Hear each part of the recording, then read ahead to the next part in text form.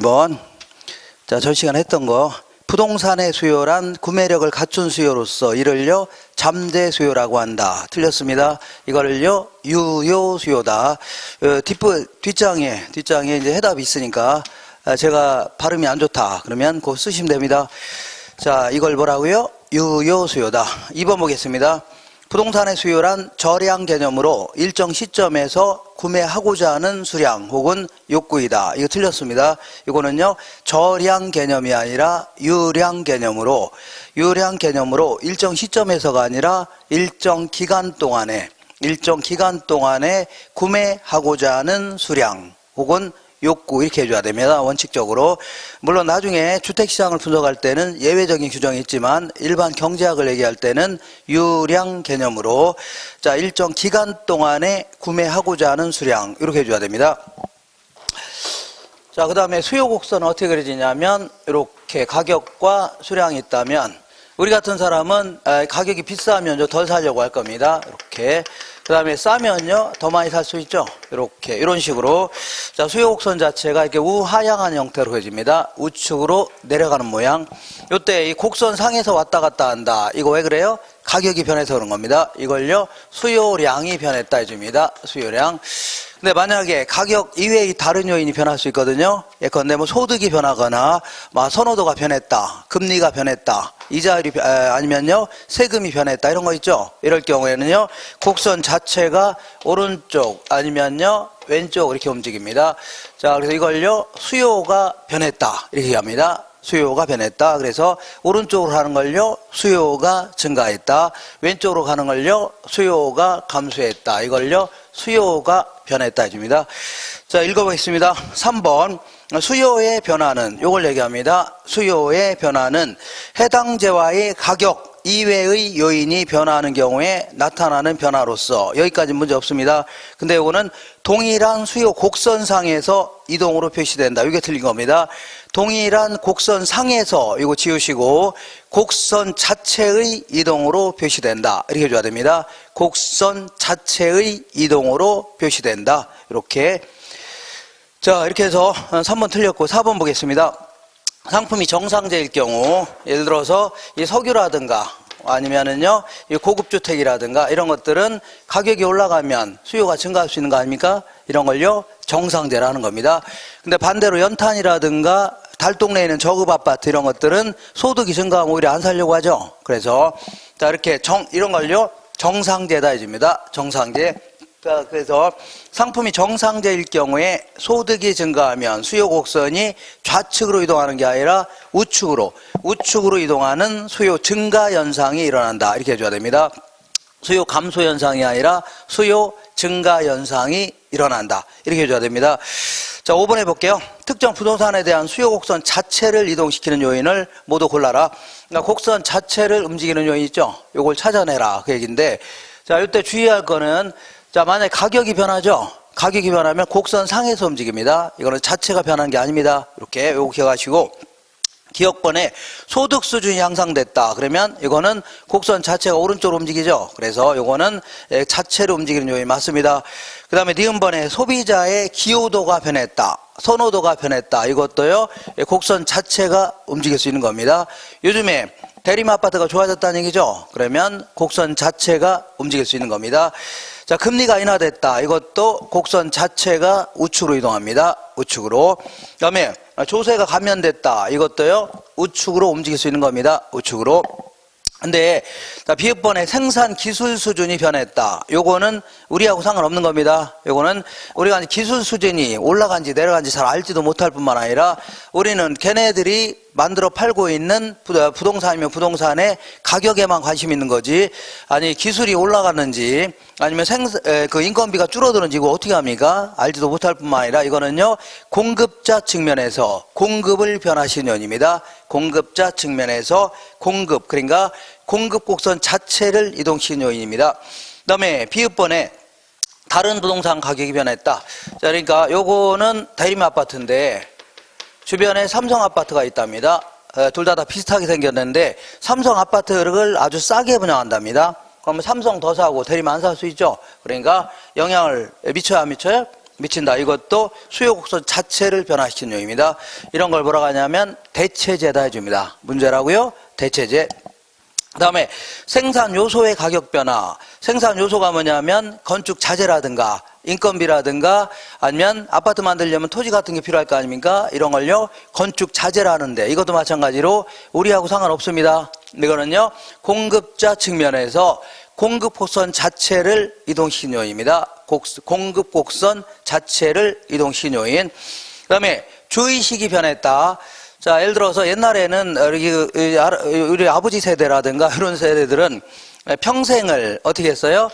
먹을 거 안 먹고 입을 거 안 입고 해서 목표가 뭐였냐면 집 한 채 장만하자. 이게 목표였습니다. 그러니까 그 당시에는 소유의식이 강했다는 얘기죠. 이런 분들. 그렇기 때문에 어떻게 하든 집을 한 채 살려고 할 겁니다. 근데 요즘에 젊은 사람들은 그렇지 않다는 얘기죠. 왜냐하면 집 살려고 이건에 돈 모아놨더니 나중에 집값 더 오를 수 있는 거죠. 그러면 그때는 집 못 사니까 아예 뭐하러 집 사냐, 전월세 살면 어떠냐 하다 보니 그 돈 갖고 있으면 옷이라도 좋은 옷 사자, 먹을 거라도 잘 먹자, 아니면요 그 차례도 아주 고급 승용차 타고 다니자는 얘기죠. 이런 의식구조로 많이 바뀔 수 있는 겁니다. 그러니까 과거에는 소유의식에서 지금은요 전월세 살면 어떠냐 이러한 이용의식으로 바뀔 수 있는 거죠. 이것도 곡선 자체를 움직일 수 있는 겁니다.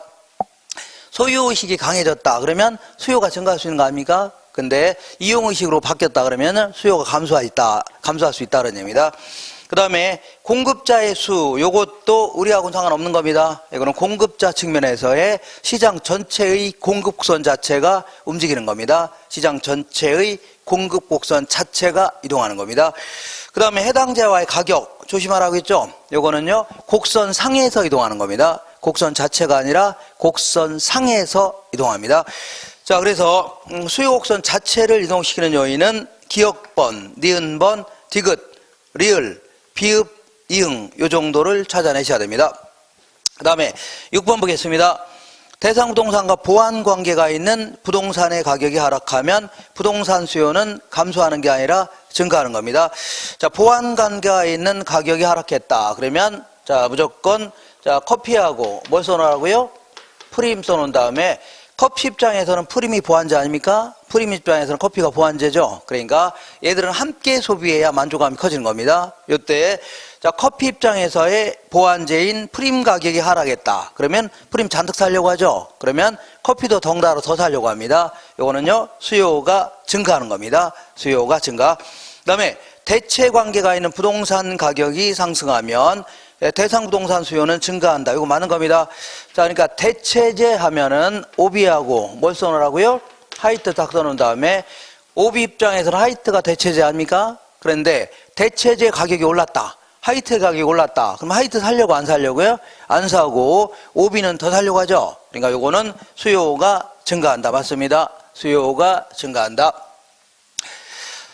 자, 그 다음에 시장에서는 시장 전체의 수요 곡선과 시장 전체의 공급 곡선이 만나는 점에서 균형 가격과 수량이 딱 결정됩니다.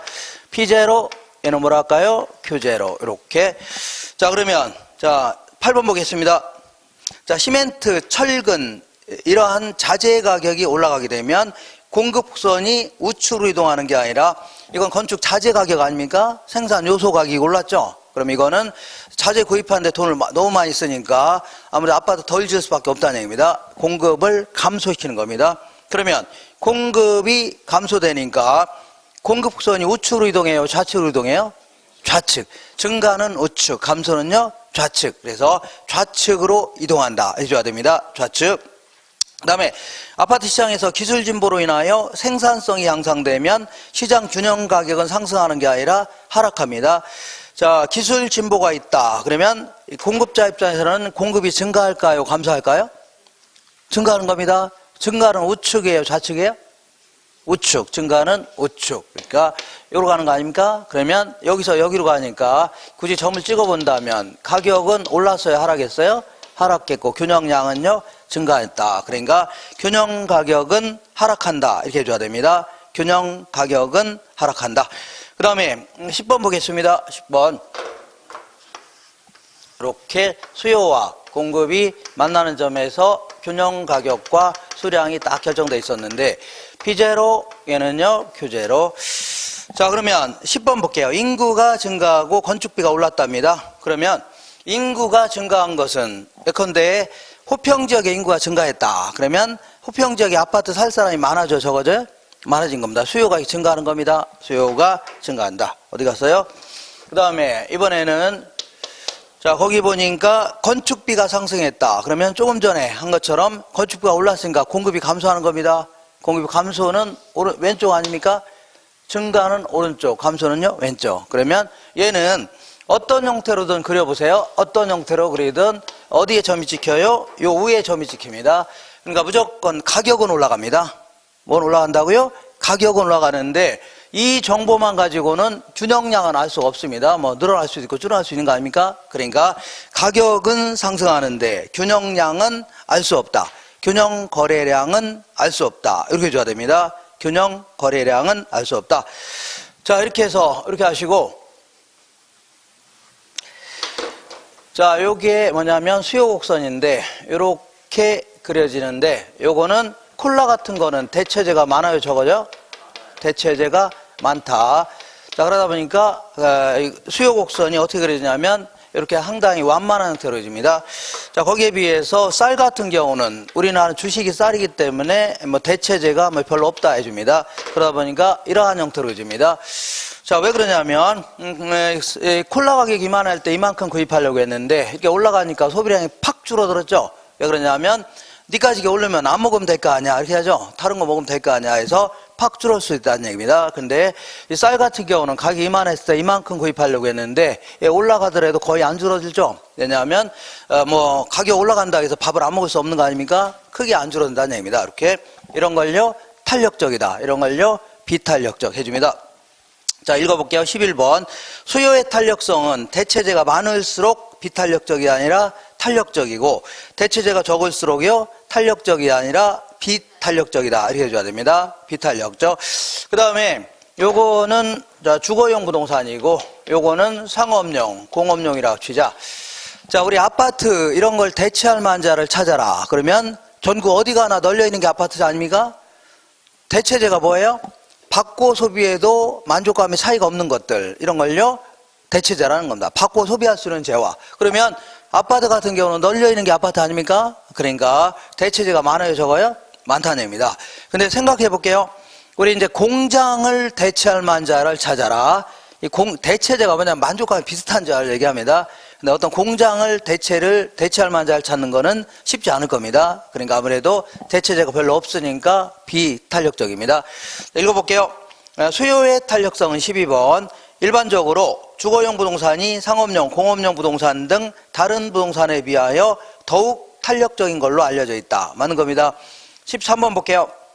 자, 이번에는 요거는 뭐냐면 비누입니다. 비누. 요거는요 귀고리입니다. 귀고리. 자, 우리 비누 같은 경우에는 일상생활에 꼭 필요한 물건 아닙니까? 이런 걸요 생활 필수품 혹은요 필수재 해줍니다. 근데 이제 귀고리 같은 경우는 일상생활에 아주 필요한 건 아니죠. 이걸요 없어도 그만 아닙니까? 이걸요 사치품 해줍니다. 사치재. 그러면 비누 가격이 올라갔다고 해서 아침에 비누칠을 안 할 수 없는 거죠. 그죠? 소금 갖다 세수할 수 없는 거 아닙니까? 그러니까 크게 안 줄어든답니다. 근데 귀고리 가격이 오르면 뭐 안 사면 될 거 아니야 이렇게 나온 거죠. 크게 줄어들 수가 있다는 얘기입니다. 자, 그래서 읽어볼게요. 자, 13번에 수요의 탄력성은 일반적으로 필수재는 보다 비탄력적이고 사치재는요 보다 탄력적이다. 이거 맞네요. 맞습니다. 그 다음에 공급 곡선은 자, 이렇게 보겠습니다. 자, 이런 식으로 어디 갔어요? 이런 식으로 그린 걸요 탄력적이다. 이렇게 하는 걸요 비탄력적이집니다. 왜 그러냐면 자, 가격이 이만했을 때 이만큼을 공급하려고 했는데 올라가니까 팍 늘어났죠. 이걸요 탄력적이다. 얘는요 이렇게 공급하려고 했는데 올라가니까 조금 늘어났죠. 비탄력적이다 집니다. 그러면 요거는 어디냐면 단기입니다. 단기. 요거는요 장기라고 해보자. 자, 만약에 단기적으로 그 아파트 가격이 올라간다. 1년 후 잡고 얘는 3년 후 잡아요. 그러면 아파트 가격이 올라간다 해서 1년 동안에 아파트 지어서 팔기는 좀 그렇죠. 그죠? 많이 못 늘린다는 얘기입니다. 너무 시간이 많이 걸리는 거 아닙니까? 그러나 1년 동안은 크게 안 늘어난다는 얘기입니다. 근데 한 3년 정도로 잡는다면 가격 좋아지면 크게 늘어날 수 있는 거 아닙니까? 그러니까 단기는 비탄력적, 장기적으로요 탄력적. 읽어볼게요. 단기 공급 곡선보다 장기 공급선이 더 비탄력적이 아니라 탄력적이다 해줘야 돼요. 항상 장기적으로 갈수록 점점 이거나 이거나 탄력적이 되는 겁니다. 장기적으로 탄력적이다. 되셨죠? 이렇게 해서 자, 전 시간에 이런 거를 좀 공부를 했었는데 어떤 분은 요 기억나시냐 했더니 기억이 전혀 안 난답니다. 하나도 기억 안 난다. 이게 분명히 전 시간에 오긴 했는데 전혀 기억이 안 난답니다. 이런 거 다 버리지 마시고 다 보관해 놨다가 그 나중에 검사할 겁니다. 버리니까. 그래서 이런 거라도 잘 하시면 득점이 안 될 수가 없는 겁니다. 자, 이렇게 해서 전 시간에 공부했던 거를 복습 한번 해봤습니다.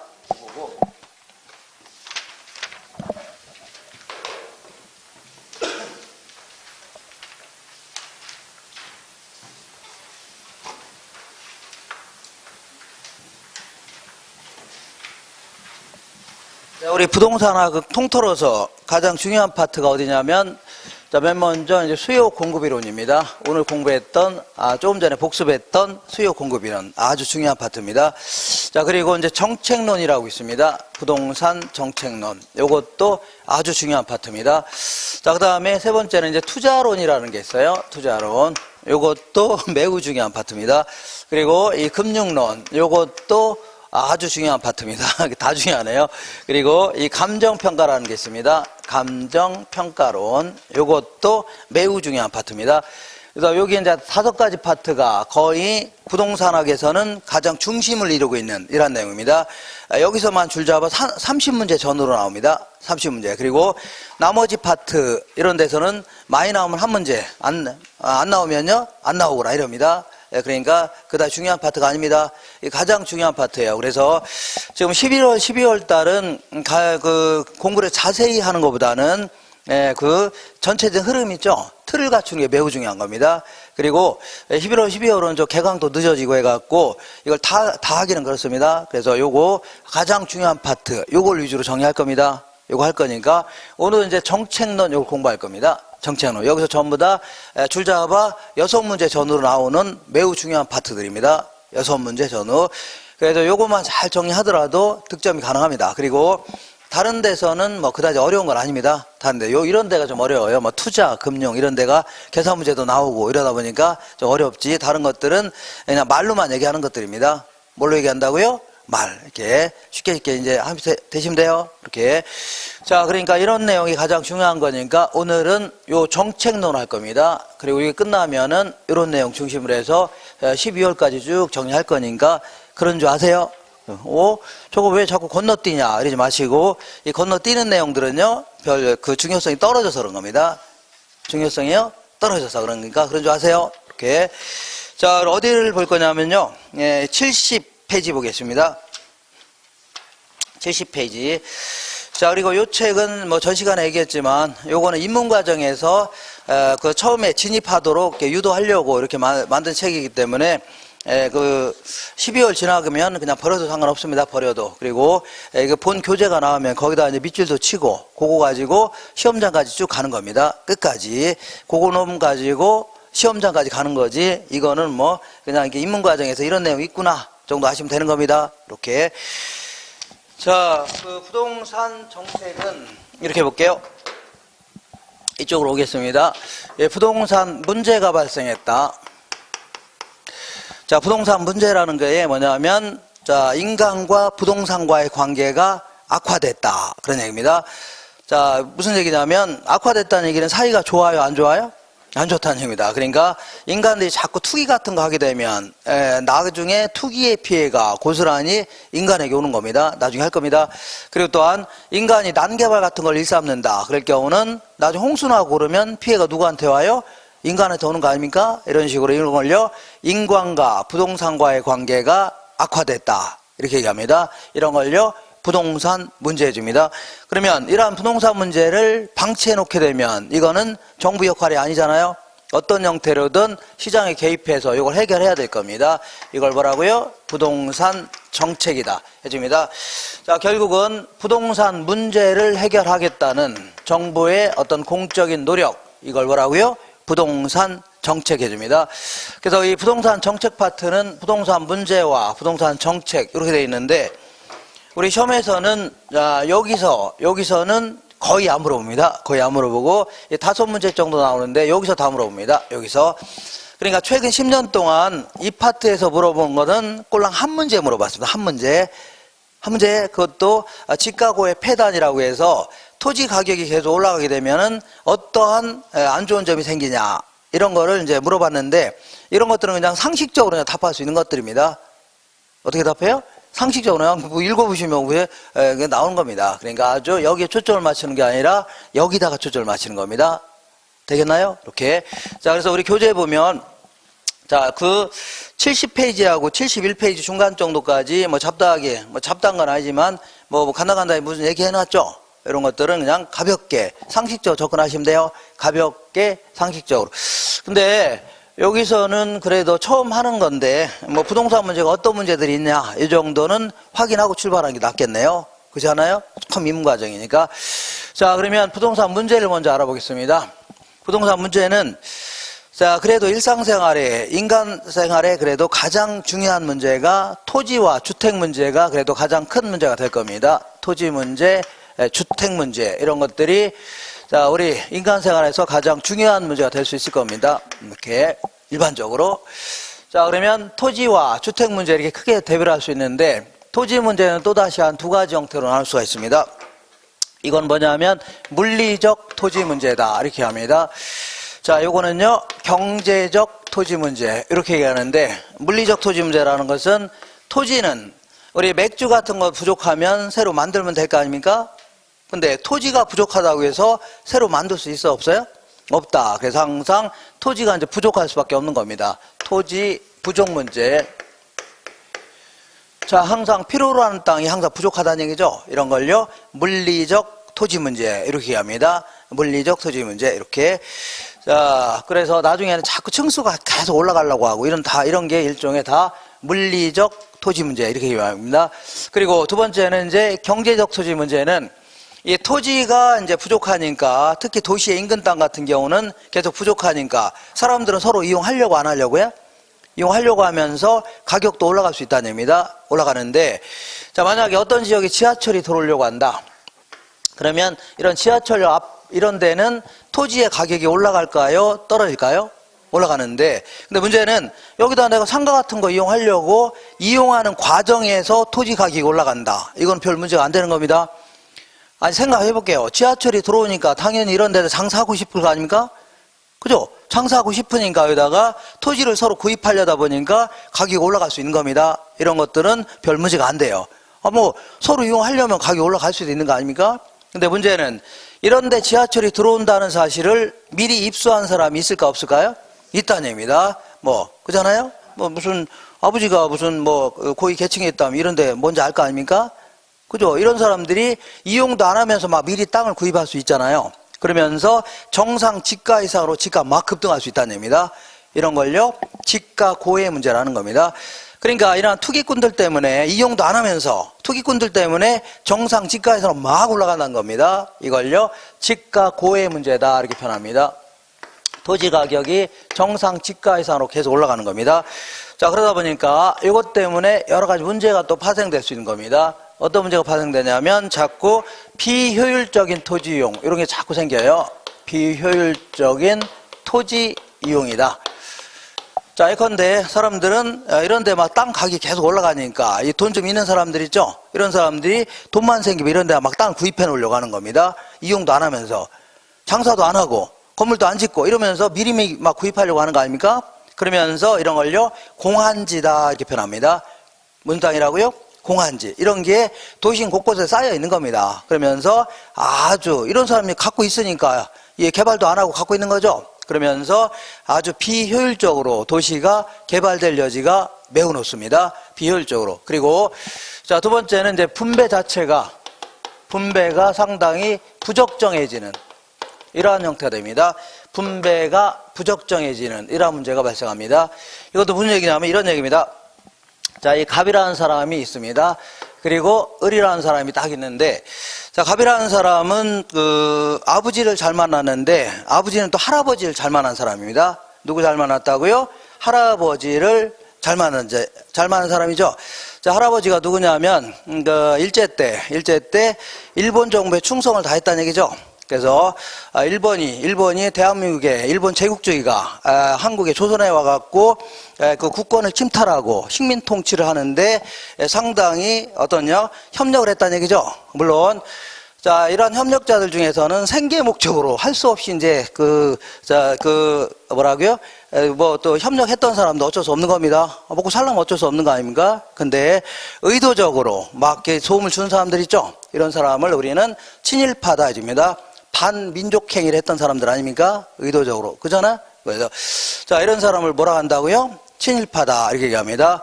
그래서 이런 사람들한테 얼마나 일본 정부 입장에서는 얼마나 기특합니까? 기특하죠? 그러니까 지네 나라 땅도 아니면서 대한민국의 땅을, 그러니까 조선 땅을 막 나눠준 겁니다. 불화하고 그러다 보니까 이 사람들이 어마어마한 땅을 갖게 된 겁니다. 실질적으로. 자, 그래서 그런 사람들이 이제 해방 이후에 이승만 정부가 들어서면서 한 명을 청산을 못했던 겁니다. 청산하려다가 한 명을 청산을 못하고 오히려 그 사람들이 더 득세하게 됐던 겁니다. 그래서 그런 사람들이 정치, 경제, 사회분의 문화 전반을 다 지배하는 이런 태입니다. 근 100년 이상을. 진짜입니다. 근 100년 이상을. 자, 우리가 어떤 사람이 돈 좀 많이 있는 사람이다. 그러면 알게 모르게 굽신굽신 할 수밖에 없는 겁니다. 저도 뭐 누가 돈이 많다, 막 돈 팍팍 쓰면은 알게 모르게 이제 약간 좀 비굴해지는 이런 형태도 나타납니다. 그렇게 하면 안 되는데 다 이렇게 될 수밖에 없어요. 그런 식으로 실질적으로 정치, 경제, 사회, 문화 거의 전반을 다 지배하는 이런 형태였던 겁니다. 실질적으로. 자, 그러니까 할아버지가 이제 부자니까 아버지도 부자예요? 안 부자예요? 부자일 거 아닙니까? 아버지가 부자니까 아들도 부자예요? 안 부자예요? 아들도 부자일 거 아닙니까? 짱구 아버지가 짱구면 짱구 아들은 짱구의 짱구 아니에요? 짱구 될 수 있는 거 아닙니까? 그러니까 그 짱구 아래 또 아들은 짱구야 안 짱구야? 짱구가 될 수 있는 거 아닙니까? 근데 이 부도 똑같이 할아버지가 부자면 아버지도 부자고 또 아버지가 부자면요 아들도 부자고 이렇게 해서 부도 이렇게 세습이 되는 겁니다. 이런 형태로. 자, 그러다 보니까 자, 이 아버지가 이 얘한테 얘따 3억을 용돈 좀 써라 이렇게 한 겁니다. 뭘 쓰라고요?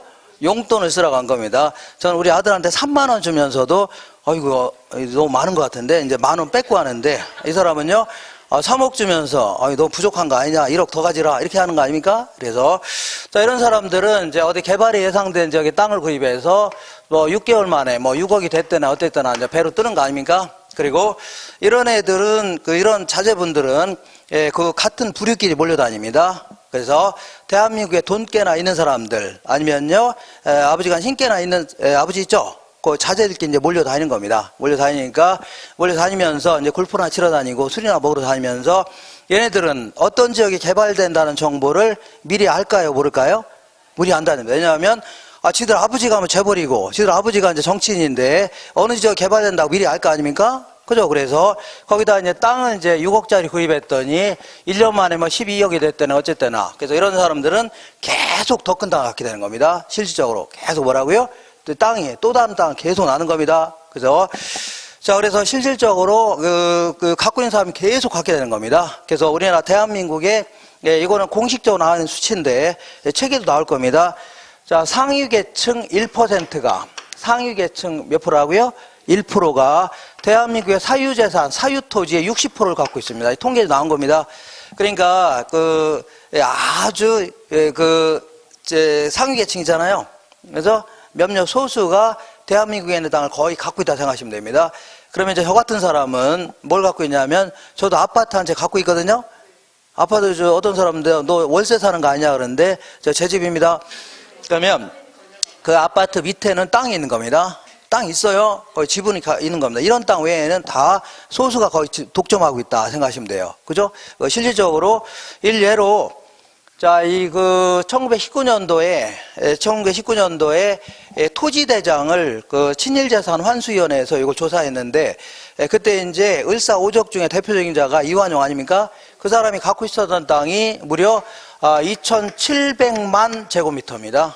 공식적으로 나온 수치입니다. 2,700만 제곱미터.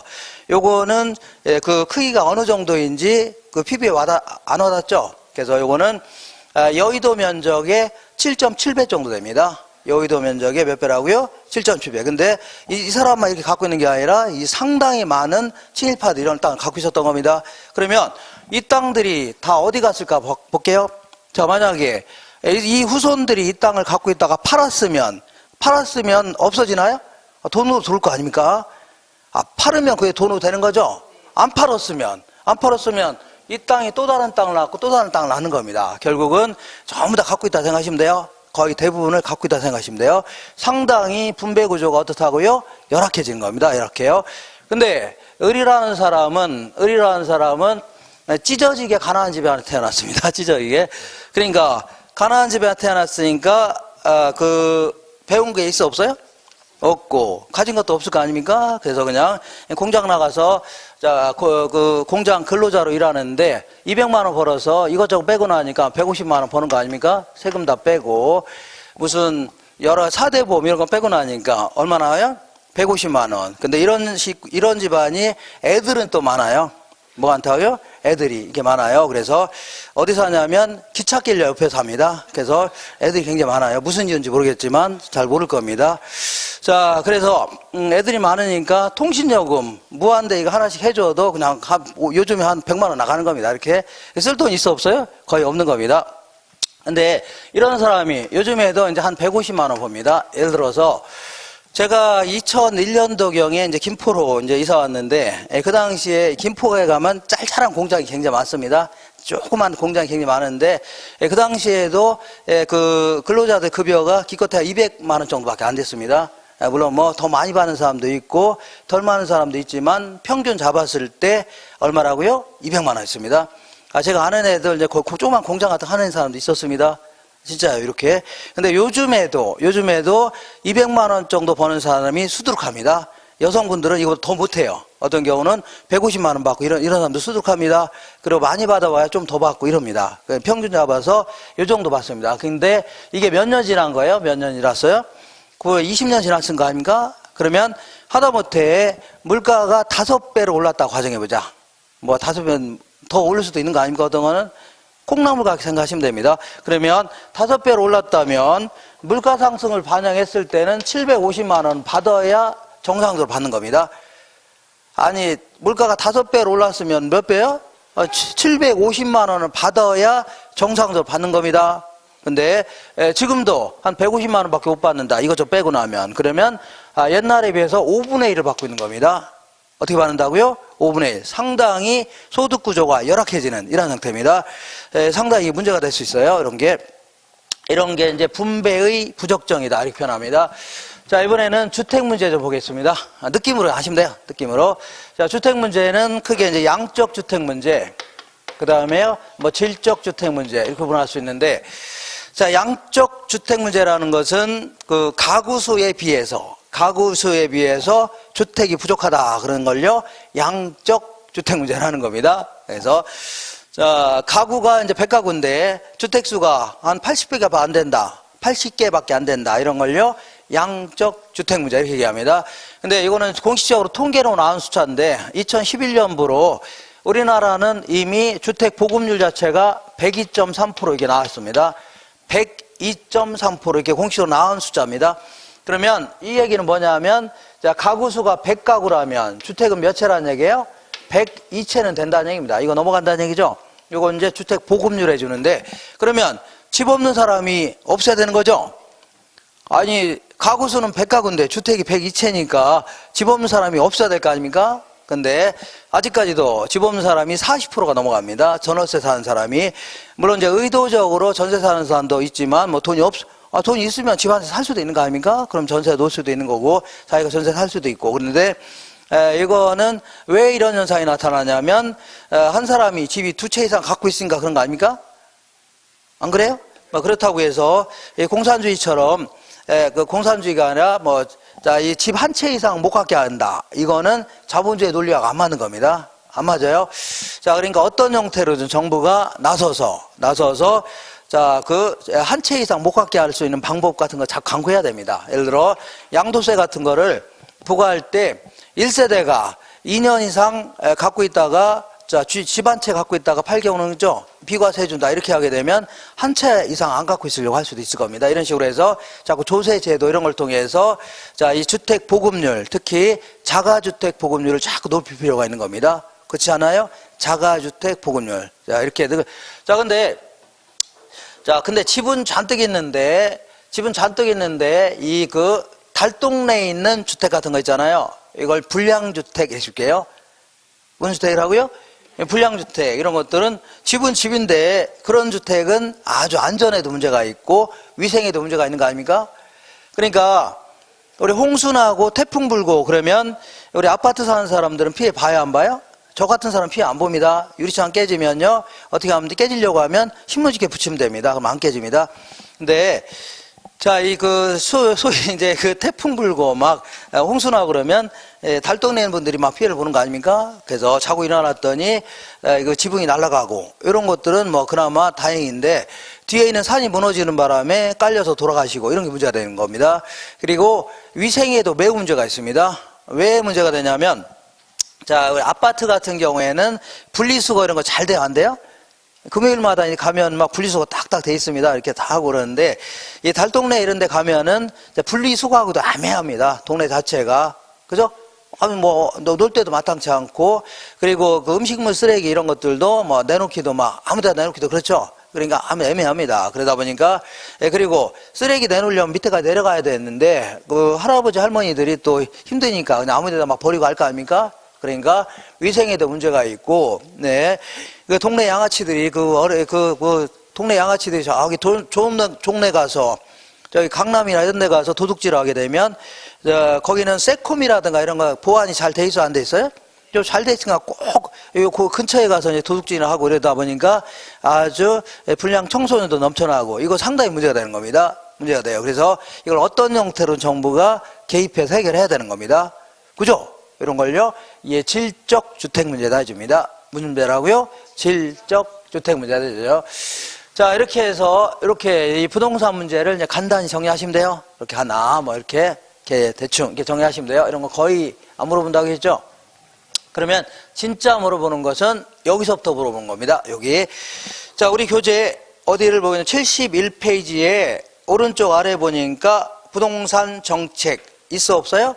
있죠. 그래서 자, 정부가 부동산 시장에 개입하려는 이유는 첫 번째 동그라미 1번의 정치적 기능, 두 번째는요 경제적 기능. 요거 알아보겠습니다. 알아보는데 자, 일단은 정부가 왜 개입하려고 하냐, 요거부터 먼저 알아볼게요. 정부가 왜 개입하려고 하냐. 이렇게. 자, 먼저 비효율적으로 자원이 배분됐다 이렇게 합니다. 자, 여기서 나오는 용어들은 약간 추상적인 용어이기 때문에 자, 피부에 확확 와닿지 않을 수도 있습니다. 근데 느낌으로 필 아시나요? 느낌으로 그냥 대충 저런 거구나 이렇게 하셔야 돼요. 처음부터 정확히 뭘 하려고 하면 이제 그 공부가 너무 힘들어집니다. 힘들어지니까 뭐 대충 저런 얘기구나 이렇게 해서 가볍게 아니면 살살 넘기셔야 되지. 저 이해가 안 가네 이렇게 하지 마세요. 가볍게. 자, 비효율적으로 자원이 배분됐다. 이거를요, 시장이 실패했다. 이렇게 표현합니다. 오케이. 자, 지금 정부가 왜 개입하려고 하냐? 그런 얘기입니다. 왜 개입하느냐? 자, 이 시장이, 그러니까 어쨌거나 비효율적으로 자원이 배분됐다. 그 얘기는 어떤 네 식구 집안이 있는데, 자, 네 식구 집안이 있는데, 식구가 4명입니다. 그래서 아빠가 이제 퇴근하면서 이 피자를 사오는데, 요 정도 크기의 피자를 딱 사와야 저녁 때 삥 둘러 앉아서 먹고 딱 맞게 먹을 수 있다는 얘기죠. 맛있게. 근데 이 아빠가 미련하게 이따만하게 큰 피자를 사온 겁니다. 그럼 먹다 남을 수 있어 없어요? 남으면 이제 식으면 맛도 없고 버릴 수도 있는 거죠. 오랫동안 보관하다가 막 상할 수도 있는 거고. 그러면 이런 집안은 낭비를 가져올 수 있는 겁니다. 뭘 가져온다고요? 낭비 이런 게. 자, 반대로 이 아빠가 퇴근하면서 피자 이 2조각만 덜렁 사왔다. 이렇게 조각 피자 2개만 사올 수 있죠. 그러면 이때는 이제 못 먹는 사람이 있을까 없을까요? 있을 수 있겠네요. 예를 들어서 아빠는 자기가 사왔다고 먹을 거 아닙니까? 그 애들은 또 먹어야 되고, 그러니까 엄마가 못 먹을 수도 있겠네요. 이것도 상당히 비효율적인 자원 배분입니다. 그렇지 않아요? 그 집안의 자원을 효율적으로 배분할 필요가 있죠. 그런 식으로 남아돌거나 모자라면 돼야 안 돼요? 안 된다는 얘기입니다. 그래서 적정히 배분했을 때 그 집안은요, 알맞게 맛있게 먹을 수 있고, 집안도 부쩍부쩍 성장할 수가 있을 겁니다. 같은 월급이라면. 낭비가 있으면 성장 못 하는 거죠. 나중에 그지 될 수도 있잖아요. 그러니까, 자, 이 적정히 성장할 수 있다는 얘기입니다. 똑같은 논리로, 우리는 국민 전체를 따졌을 때, 자, 국민 전체가 필요로 한 양이 요만큼입니다. 근데 요만큼 정도를 생산 공급했을 때 있죠. 요걸요, 자원이 효율적으로 배분됐다. 이렇게 표현합니다. 딱 요 정도, 남아 돌거나 모자라지도 않고 딱 요 정도를 생산 공급했을 때 자원이 매우 효율적으로 배분됐다. 근데 이렇게 남아 돌 경우에는 자원의 낭비를 가져와야 하나요? 가져올 수 있는 거죠. 이것도 문제가 될 수 있고 성장에도 문제가 있는 겁니다. 그리고 이렇게 조금만 공급하게 되면 이용 못하는 사람 있을 수 있는 거 아닙니까? 이것도 문제가 되는 겁니다. 그래서 이것도 비효율적으로 자원이 배분됐다 해줍니다. 그러면 요거를 우리 전 시간에 공부했던 그래프 형태로 알아보겠습니다. 그래프. 자, 잘 생각해 볼게요. 우리 전 시간에 공부했던 거를 잘 생각하면서 수요와 공급이 만나는 점에서 균형 가격과 수량이 딱 결정되어 있었습니다. P0, 얘는 뭐라 할까요? Q0. 그러면 만약에 요 점에서 거래가 이루어진다. 요 점에서 그러면 요 점에서 거래가 이루어진다면 사고자 하는 양과 팔고자 하는 양이 일치하죠? 그잖아요? 자, 필요로 한 양과 생산 공급하고자 하는 양 일치하는 거 아닙니까? 그래서 요거를요, 만약 이 점에서 거래가 이루어진다면요, 자원이 효율적으로 배분됐다 표현합니다. 자원이 어떻다고요? 매우 효율적으로 배분됐다. 근데 전 시간에 공부한 거 잘 복습해 볼게요. 만약 균형에서 이렇게 벗어나 있다고 치자. P1 수준으로. 그러면 이만한 가격에서 사고자 하는 양은 이만큼입니까? 아닙니까? 팔려는 양은 이렇게 많다. 그러면 이만큼 물건이 남아요? 안 남아요? 남아 돈다는 얘기입니다. 이걸요, 공급이 초과됐다 해줍니다. 그러면 물건이 남아도니까 가격은 올라갈까요? 떨어질까요? 떨어지는 겁니다. 그러면 떨어짐에 따라서 수요의 법칙에 따라 소비량을 늘리려고 할 거 아닙니까? 공급의 법칙에 따라 이만큼 팔려다 안 팔겠다 줄어드는 거죠. 결국 이 점에서 균형을 이루게 되는 겁니다. 우리 전 시간에 했었잖아요. 반대로 자, 균형에서 이렇게 벗어나 있다고 치자. P2 수준으로. 그러면 이만한 가격에서 팔려는 양은 이만큼이죠. 사고자 하는 양은 이렇게 많다. 그러면 이만큼 수요가 초과됐다 해줍니다. 뭐가 초과했다고요? 수요가. 그러면 물건이 부족하다는 거 아닙니까? 그러면 가격은 올라갈까요? 떨어질까요? 올라가는 바람에 공급량은 늘릴 수 있는 거죠. 가격이 좋아지니까 팔려고 막 내놓을 거 아닙니까? 그 다음에 가격 자꾸 올라가니까 못 사겠다고 줄어드는 거죠. 결국은 이 점에서 균형을 이루게 되는 겁니다. 그러니까 시장은 항상 시장 기능에 맡겼을 때 자원이 매우 효율적으로 배분될 수밖에 없는 겁니다. 그죠? 근데 왜 이런 얘기가 나오냐? 이런 얘기가 나오냐면 이거는 오리지널 자본주의 학자들의 논리입니다. 어떤 학파라고요? 고전 학파라고 자본주의 학파들의 논리입니다. 현실적으로는 그래요, 안 그래요? 안 그렇다는 얘기입니다. 그러니까 구조적으로 아니면요 의도적으로 때로는요 물건이 남아돌거나 모자라면서 누군가가 무지막지한 이익을 챙길 수 있다는 얘기입니다. 다시 할게요. 자, 이 자본주의의 논리는 고전 학파의 논리는 항상 시장에서는 물건이 남아돌거나 모자랄 경우 요즘에 이런다는 얘기죠. 항상 효율적으로 배분된다는 얘기입니다. 그죠? 근데 왜 이런 게 나오냐? 이거는 고전학파, 오리지널 자본주의 학파들의 논리고 현실은 그래요, 안 그래요? 안 그렇답니다. 현실적으로는 물건이 남아돌거나 모자라면서 누군가가 엄청난 이익을 챙길 수 있다는 얘기입니다. 먼저 구조적으로 예를 들어 볼게요. 예를 들어 이런 얘기를 할 건데 예컨대 이제 독점 시장이라 치자. 어떤 시장이 독점 시장이라면 조금 이따 하겠지만 얘네들은 사회적으로 필요로 하는 양 있죠. 이거보다 훨씬 적게 생산합니다. 훨씬 적게 생산하면서 무지막지한 이익을 챙겨갑니다. 잠시 할 겁니다. 이런 식으로 구조적으로 이렇게 자, 훨씬 적게 생산한다는 얘기죠. 이러면서 무지막지한 이익을 챙깁니다. 그리고 의도적으로 어떤 경우는 가격이 좋아지면 생산량을 늘리고 싶죠. 가격 올라가면 생산량 늘리고 싶은데 정부에서 아파트 못 짓게 한다든가 못 팔게 할 수도 있는 거 아닙니까? 이런 식으로 의도적으로 때로는요 물건이 남아돌거나 모자란 상태가 지속될 수 있다는 얘기입니다. 거기까지 문제가 없을 듯한데 문제는 누군가가 엄청난 이익을 챙겨갑니다. 그럼 누구는 손해를 한다는 얘기죠.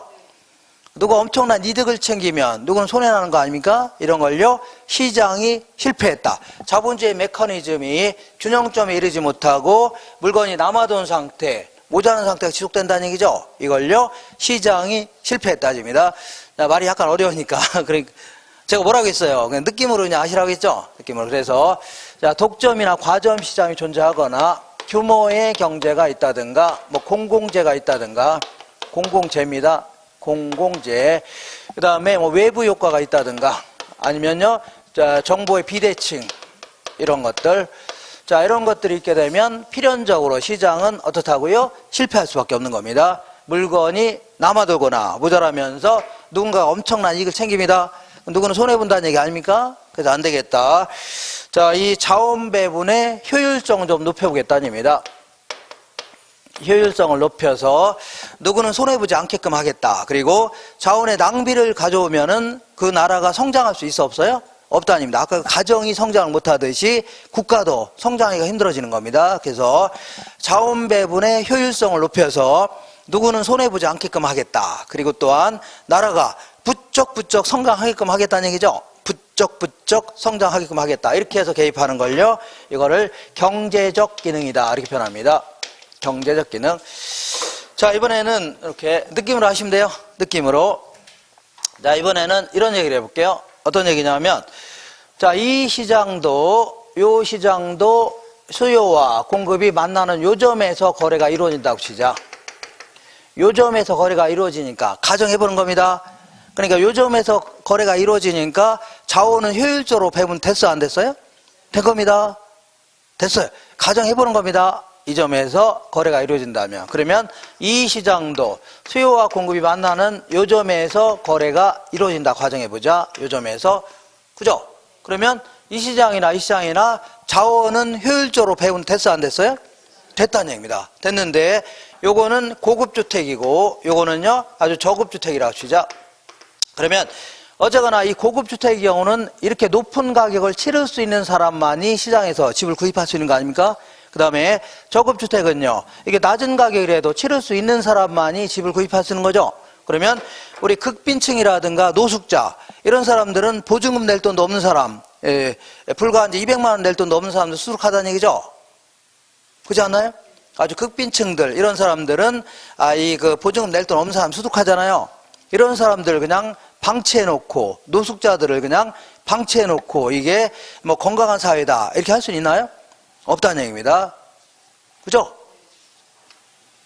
아니, 노숙자도 그 나태한 생활을 해서 뭐 그럴지도 모르겠지만 어쨌거나 동시대 나아가는데 동시대 사람들끼리 누구는 무진장 잘 살고 누구는 무진장 못 사는 거, 이것도 문제가 될 수 있다는 얘기입니다.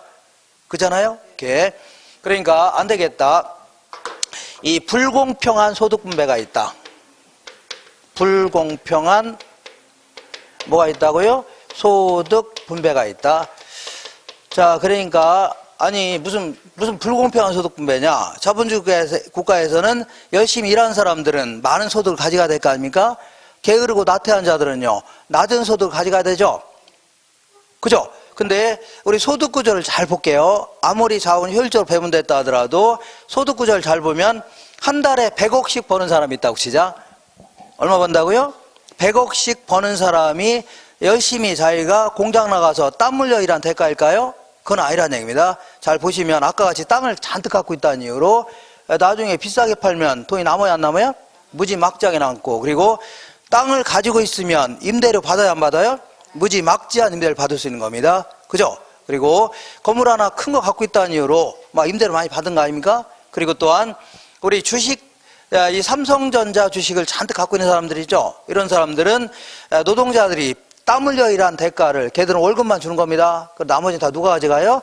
주주들이, 투자한 자들이 다 가져가는 겁니다. 이런 것들 다 뭐라고요? 불로소득이라는 겁니다. 무슨 소득이라고요? 불로소득. 이 불로소득 자체는 무지막지하게 커지는 겁니다. 무지막지야. 근데 우리 열심히 땀 흘려 일하는 소득, 이런 것들은 얼마 되지도 않습니다. 얼마 안 있으면 뭐 구정 때, 이런 데 명절 때 집에도 못 가고 일하는 사람들 있죠? 이거 몇십만 원 받으면서 일하는 건데, 그런 사람 그거 좀 받아와야 소득이 크게 안 늘어나는 겁니다. 맨날 끝장이라는 얘기죠. 그러니까 이 가진 자들은 계속 더 큰 소득 가져가고, 안 가진 사람들은요, 계속 못 살게 되는 구조. 요것도 상당히 문제가 되는 겁니다. 자, 비근한 예로, 그 삼성전자의 이건희 회장이 지금 어디에 있냐면, 그 흰근 경색, 뭐 이런 걸로 인해서 삼성병원에 지금 입원해 있는데, 뭐 어떻게 됐는지 요즘에 소식이 안 들어오는데, 어쨌거나 그분은 병실에 누워있는 건 확실해야 하네요. 확실한데, 2019년도, 자, CEO, 뭐 무슨 보고청가 어디서 이제 발표를 합니다.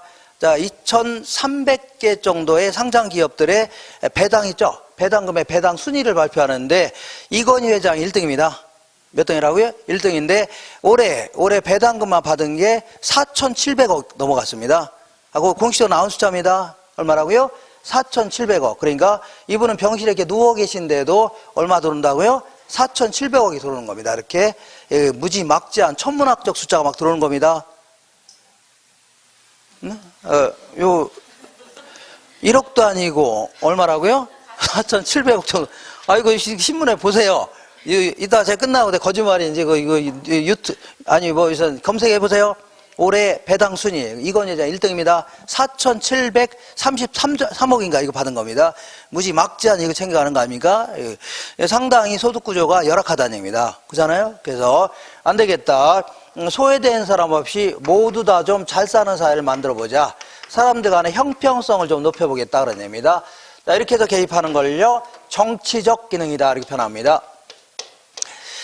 자, 근데 이게 이제 비슷한 용어 같지만 사실은요, 극단적인 용어입니다. 극단형이. 그래서 이 효율성을 강조하는 나라를 우리는 뭐라고 하냐면 자본주의 국가다 이렇게 표현합니다. 무슨 국가라고요? 자본주의 국가. 자, 그리고 형평성을 강조하는 나라를요, 우리는 사회주의 국가 혹은 공산주의 국가라는 겁니다. 자, 얘네들은 공동으로 생산해서 공동으로 막 분배도 합니다. 형평성이 매우 높을 수밖에 없는데, 문제는 얘네들은 공동으로 생산해서 공동으로 어떻다고요? 계획경제를 통해서 공동으로 분배하다 보니까 열심히 일해도 가져가는 거는 100만 원이죠. 열심히 일하지 않아도 가져가는 돈 100만 원 아닙니까? 그러니까 사람들은 뭐하러 열심히 하냐? 가만히 있어도 100만 원 받는데. 그리고 이러려고 하니까 자꾸 품질도 떨어지고 그 다음에 생산성도 떨어지니까 절대 빈곤에 이제 시달릴 밖에 없는 구조입니다. 어쨌거나 우리나라는 자본주의 국가예요? 사회주의 국가예요? 자본주의 국가니까 효율성을 가장 큰 경제 체계로 하고 있는 겁니다. 시장 경제는 자, 이 필요로 하는 양만큼 수요 공급이 보이지 않는 손에 따라 움직이는 겁니다. 그래서 필요로 한 만큼 딱딱 공급해준 매우 효율적으로 배분되는 이러한 사업입니다. 자, 근데 우리나라는 자본주의 국가 아닙니까? 그러니까 효율성을 근간으로 하는 겁니다. 그렇지만 어느 정도의 형평성을 달성해야 돼요? 안 해야 돼요? 해야 된다. 이걸요, 사회적 목표 이렇게 표현합니다. 사회적 목표다. 자, 물론 북한 같은 경우는 형평성을 중시하는 거 아닙니까? 그렇지만 어느 정도의 효율성을 달성해야 되죠. 이런 게 일종의 사회적 목표라는 겁니다. 그래서 이따가 공부하겠지만 우리 주택 정책들, 주택과 관련된 각종 정책들 이런 것들은 거의 대부분은요, 정치적 목적으로 개입하는 겁니다. 임대료를 규제하겠다, 공공 임대 아파트 지어 공급하겠다 이런 거 있죠. 분양가 규제 이런 거 다 자, 정치적 목적으로 개입하는 겁니다. 이렇게 해서 자, 우리 요런 내용을 중심으로 해서 요런 내용도 있죠. 요거 잠깐 끝난 다음에 요거 좀 자세히 할 겁니다. 이런 내용을 중심으로 해서 한 2문제 정도 물어봅니다. 이렇게. 그래서 이제 잠깐 쉬었다가 요 할게요. 그냥 놔주세요, 요거.